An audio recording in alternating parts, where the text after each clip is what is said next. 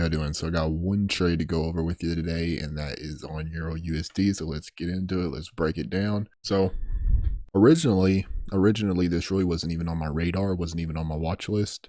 But then I had an individual in chat bring it up to me later on, and the individual was talking about it. That's when it got back on my radar, because I mean, coming into New York Killzone, this Euro USD, I mean, it wasn't really doing anything. It didn't have this this last move up just yet. It was just kind of in this range right here, but it was just kind of consolidating, doing its thing. Now it's been on my radar for one reason. It wasn't, like I said, I wasn't really interested in it this morning because it's just been consolidating a while actually. But one thing that did interest me and has been interesting me on this thing for a bit now is these relative equal highs. See that? That's a draw on liquidity. See that? Those really clean highs right there. That's what price is drawing towards at the moment. And I even posted it on Twitter earlier. I don't remember what I said exactly. I think I said something like, or what I said was Euro USD is going to head for these highs next, which it's likely going to do here pretty soon, because that's what it's drawn to at the moment, right? So after we had this last move up higher, we broke these highs right here. I became interested in it because it was starting to put in some work. It was starting to perk up a little bit, but it was like, it was trading up here into high impact news. So I believe what was it, like 9:45? Yeah, 9:45 a.m. Eastern time, we had high impact news coming out. So I didn't want to be having any position in. I didn't want to have any position on during that time. So I wanted to wait for that news to get done, let it get done with, and then after the news is done, I could go in and hunt for a possible setup. And what do you know, that news, it gave us a setup. That news gave us the setup or it gave me the setup that I wanted. So, well, first things first, we need to start on the daily chart because it's the same process as always. We're going to start on that daily chart. Let me just remove this real quick. We'll plot it back on there in a second, those relative equal highs. But daily chart, what are we looking at here? What's the market structure? Well, the market structure is bullish. It's 100% operating within a bullish market structure, consistently putting in higher lows, consistently tagging the buy side.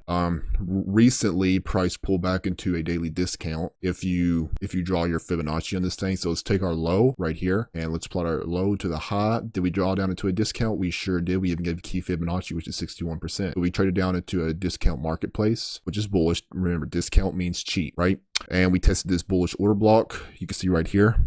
Let me just plot it on here real quick. This is a daily bullish order block. Both of those consecutive down close candles make one order block in the discount marketplace inside, or not inside, but after it completely rebalanced that price, that fair value gap as well. Another one for the note, and I stated this in chat this morning as well. I've made a video on it. In like my order block videos, but your highest probability order blocks will also have that fair value gap as well. So that's one for your notes if you didn't know that. Having that fair value gap or having the order block like inside of it or right after it rebalances it, those are your highest probability order blocks. Okay, you want to have that fair value gap in there as well. So we've established thus far what? Well, it's operating within a bullish market structure. We have a fair value gap completely rebalanced, testing a higher time frame level right here. Boom, boom, boom. We got a lot of things already in our favor. Okay, now this was our 4-hour bullish order block this morning. So this is the 4-hour bullish order block, higher time frame level. Look right here. So after we got that push up that I was talking about a second ago that made me interested in it, now we got this order block. That's what really interested me, because now we have this higher time frame level on the 4-hour chart. There's the daily one. Okay, then boom, we got that nice surge up higher. And this, but like I said, it's kind of been consolidating. It's just been consolidating, chopping around. Really hard read. Euro USD has been very tough to read this past week. Okay, but this morning, after we broke that high, we got this higher time frame level. Boom, I became interested, and I figured, hey, after this news is done, that news could give us, likely it's going to go for a stop run. It's going to do something like that, which it did. Let's go down to a lower time frame now. You can see on that move up higher right here as well. See how we got a little fair value gap in there created right there, little fair value gap on that push up higher. So boom, that checks off the list as well. All right, so okay, there's that 4-hour level. Now it's just displayed here on a 15-minute chart right there. Now again, whenever I mark, like I've said this before, whenever I mark like the order block area, that's indicating where it begins. I am not in any way indicating that that's going to be the exact bottom of this thing. That is not what I'm indicating. Okay, I'm indicating that that is where the bullish order block is beginning. Okay, that's the body of it. But I'm not indicating that it's going to bounce there on the penny. That's not what I was looking for, because we got to look inside the order block now as well. Okay, again, we want to look in a discount market a discount marketplace within that price range, and we want to identify key liquidity pools, key imbalances that where price could potentially draw into. So this was that big flush that was a result of the news that came out at 9:45 a.m. Eastern time. You see, I had this big flush right here, big flush. And where did it eventually find support at? What is right here? We've talked about this in my support and resistance series. What is that right there? I'm going to give you a moment to answer among yourselves. What level of support is that? It's a 50 institutional price level. So remember, 0, 0, 20, 50, 80 are your institutional price levels, right? So that's the institutional price level, but we also had a stop run occur right here as well. Key Fibonacci retracement within that price range, 61% at least. We took out these sell stops, 50 institutional price level. Overall, it's bullish. We got a higher time frame level. Daily chart is bullish as well. We have really clean highs up above right here as well. That's serving as a draw on liquidity.